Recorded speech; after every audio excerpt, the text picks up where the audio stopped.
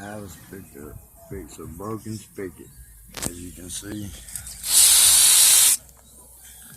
cut it off and it's still dripping.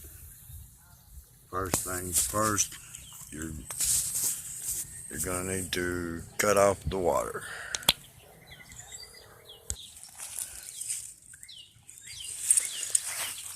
And we see sometimes they're buried down in dirt, and be careful, these tend to have black widows living under the lid, but right there is the valve. And if you don't have a water cutoff tool, you can just use 2 wrenches.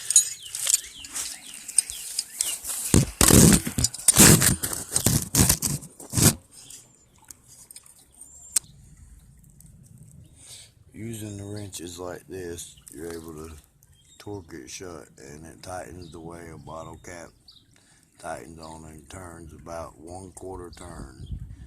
If it spins and spins, you've got a broke valve right there, but 1/4 turn, it should be out. There we are at the spigot, and it's open and it's off. Now this white pipe with the crimp on it is what they call pegs. It's going to have an end like that on your new faucet. They didn't have the tool I needed, so I'm going to be screwing the fitting in.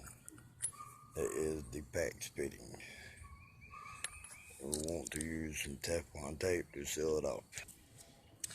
With my piece screwed together and ready to install, next step will be cutting this loose. Use hacksaw, scissors, razor blade, whatever. It's plastic, it cuts pretty easy.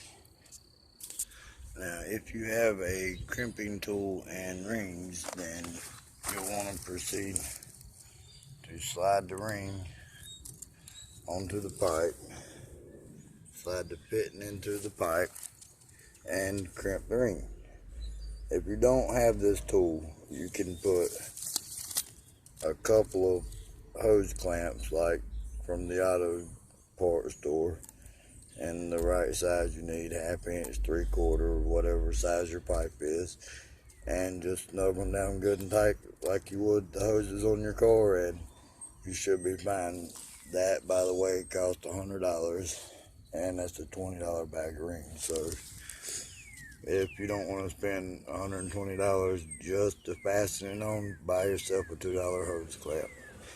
I hope this helped. Have a great day.